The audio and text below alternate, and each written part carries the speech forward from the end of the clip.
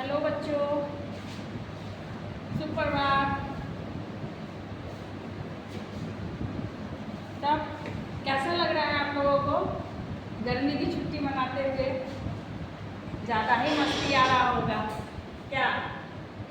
गर्मी की छुट्टी अच्छे से मन रहा है, बहुत ही गर्मी का अच्छा लुत्फ उठा रहे हैं, खूब आप लोग घूम रहे हैं, अच्छी पकवान खा रहे हैं, ठंडा पी रहे हैं।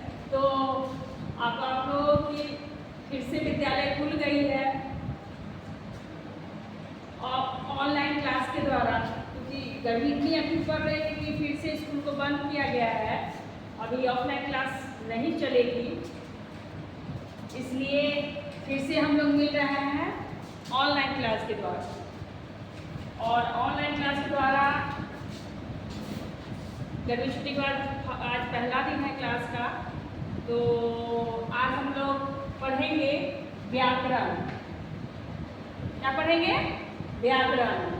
और व्याकरण में पढ़ेंगे काल अर्थात समय, है ना।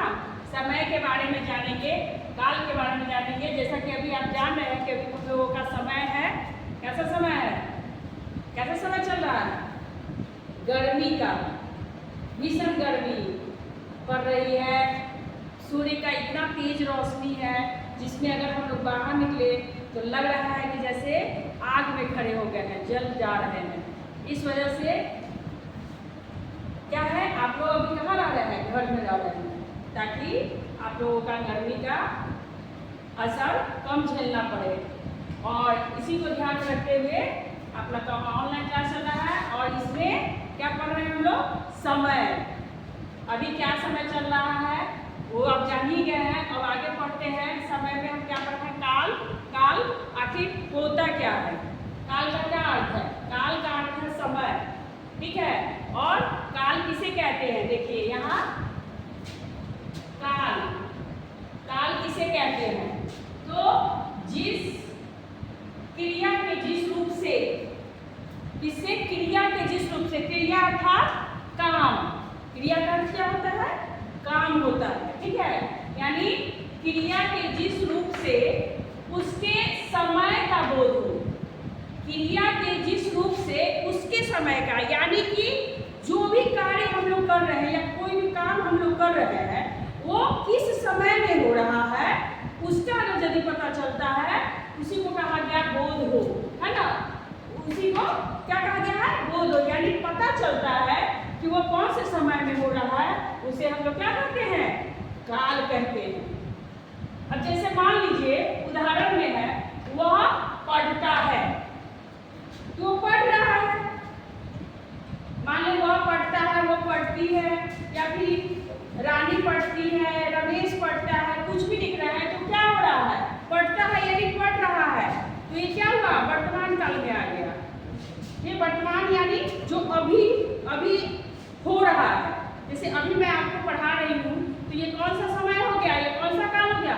वर्तमान काल हो गया। उसने खोला यानी कि वो खोल चुका था, ठीक है। पहले से वो दरवाजा खोल चुका था, ठीक है। या फिर कुछ और जो भी मान लीजिए कि उसको टॉफी खाने की इच्छा थी, तो वो क्या कर रहे थे? उसका जार का ढक्कन को खोल चुका था। तो खोल चुका था, तो ये कहाँ चला गया? भूतकाल में चला गया, है ना। और मैं पढ़ने जा रहा हूँ, मैं पढ़ने जा रहा हूँ या अभी जा रहा हूँ? अभी पढ़ने में जा रहा हूँ यानी अभी जा रहा हूँ। इसका मतलब क्या हो गया? कि वो अभी कर रहा है, ये वर्तमान काल में है। और वो पढ़ेगा यानी वो पढ़ेगा, अभी पढ़ना शुरू नहीं किया है, ना पढ़ रहा था, अभी वो क्या करेगा? पढ़ेगा। यानी कि आने वाले समय में होने वाला है, यानी जब वो समय आने वाला है, जब वो पढ़ने के लिए बैठ जाएगा, तो उसको हम लोग कहते हैं भविष्य का। अब उसके बारे में भी हम जानेंगे कि काल के कितने रूप होते हैं। तो काल के 3 भेद होते हैं। देख लीजिए काल के कितने भेद है, यहाँ दिया हुआ है, देखिए काल के 3 भेद है। पहला काल क्या है? वर्तमान काल। पहला क्या है? वर्तमान काल। जैसा कि अभी आपको बताया गया, वह पढ़ता थी कि वर्तमान काल, वह पढ़ रहा है यानी वो वर्तमान काल में है। तो उसी का मैं आगे फिर बता दूंगा आपकी परिभाषा। जिस क्रिया का वर्तमान, जिस क्रिया का वर्तमान अर्थात चल रहे समय, यानी अभी जो समय चल रहा है, मैं आपको पढ़ा रही हूँ, आप पढ़ रहे हैं, ये क्या हो रहा है, ये वर्तमान काल में हो रहा है, ये चल रहे समय में हो रहा है। तो उसको हम लोग कहते हैं, क्या कहते हैं, वर्तमान काल कहते हैं। यानी चल रहे समय में होने का बोध हो, यानी हो रहा है ये हमें पता चल रहा है, उसका बोध हो, उसे वर्तमान काल कहते हैं। क्या कहते हैं, वर्तमान काल। जैसे राम किताब पढ़ता है, अब वो राम क्या है, पढ़ रहा है। तो मुझसे कोई पूछेगा क्या कि राम क्या कर रहा है, तो मैं यही ना बोलूंगी कि हाँ राम किताब पढ़ता है या पढ़ रहा है, यही बोलूंगी। अब आइए नेक्स्ट है आपका दूसरा है काल के दूसरा भेद क्या है, भूतकाल। काल का दूसरा भेद क्या है, भूतकाल। अब इसमें आइए देखते हैं क्या है। जिस क्रिया से यह पता चल जाए कि बीते हुए समय में काम हो चुका है, यानी जो समय बीत चुका है, जो समय चला गया है, उस समय वो काम हो गया है, वह कार्य हो गया है, तो वो क्या कहलाता है, भूतकाल कहलाता है। अब मान लीजिए कि आप कल विद्यालय आए थे और कल क्या किए, आप पढ़ के चले गए। तो कब क्या किए, यानी जो समय बीत गया है उसमें आप आए, विद्यालय में आए, सभी सब्जेक्ट पढ़े, यानी सभी विषयों की पढ़ाई की है, उसके बाद कहाँ चले गए, आप अपने घर चले गए। तो ये क्या कब किए आप कि आप कर चुके हैं, कल की पढ़ाई आप कर चुके हैं, कल की पाठ आप पढ़ चुके हैं, तो वो कब किए आप, भूतकाल में। कब किए, भूतकाल में। इसीलिए इसको कहा गया जिस क्रिया से यह पता चल जाए कि बीते हुए समय में काम हो चुका है, ठीक है, उसे भूतकाल कहते हैं। जैसे वह पढ़ता था, मान लीजिए कि पहले कोई भी बच्चा क्या कर रहा था, पढ़ता था, वह पढ़ता था। अभी पिछले समय में, बीते हुए समय में वो क्या कर रहा था, वो पढ़ रहा था, लेकिन अभी क्या कर रहा है, वो पढ़ नहीं रहा, ठीक है, वो पढ़ चुका है, तो क्या अभी पढ़ेगा, वो बिता चुका है, वह पढ़ता था या वह पढ़ती थी, ठीक है, वह खाता था या खाती थी, वह कल पटना गई थी या फिर गया था। सबके लिए यही चीज होता है, यानी था थी, थे में जब बात आ जाती है तो हमें पता चलता है कि वो चीज कहाँ आ रहा है, भूतकाल में। समझ रहे हैं, अच्छे से ध्यान दीजिएगा। अब आइए तीसरा है आपका भविष्य का। क्या है तीसरा आपका, भविष्य का, यानी भविष्य, है ना, यानी भविष्य। भविष्य में क्या होने वाला है और क्या हो रहा है उसके बारे में जानना। तो जिस क्रिया के भविष्य में होने का बोध हो, यानी जिस क्रिया, यानी जो भी काम हो, जो भी कार्य हो, उसका भविष्य में यानी आने वाले समय में, कब, आने वाले समय में, आने वाले समय में होने का बोध हो, उसे हम लोग क्या कहते हैं, उसे हम लोग भविष्य काल कहते हैं। ये ठीक है, उसको भविष्य काल कहते हैं। जैसे रमेश पटना जाएगा, अब देखिए रमेश का पटना जाने का प्लानिंग बन रहा है, ठीक है, प्लानिंग बन गया है कि वो जाएगा, ठीक है, तो वो भविष्य में जाने वाला, अभी गया नहीं है या जा नहीं रहा है, अभी वो क्या है, जाने वाला है, ठीक है। तो इसी तरह का अगर कोई काम होने वाला होता है तो उसको हम लोग क्या कहते हैं, भविष्य। भविष्य में जो काम होने वाला है वो हो गया भविष्य का, ठीक है। एक बार फिर से हम लोग इसको रिपीट करेंगे। काल के बारे में आप लोग समझ ही चुके हैं कि काल किसे कहते हैं, कोई भी काम हो, कोई भी कार्य हो, अगर उसके चल रहे समय में होने का पता चलता है उसे हम लोग क्या कहते हैं, काल कहते हैं। उसके बाद काल के 3 भेद हैं, वर्तमान काल, भूतकाल, भविष्य काल।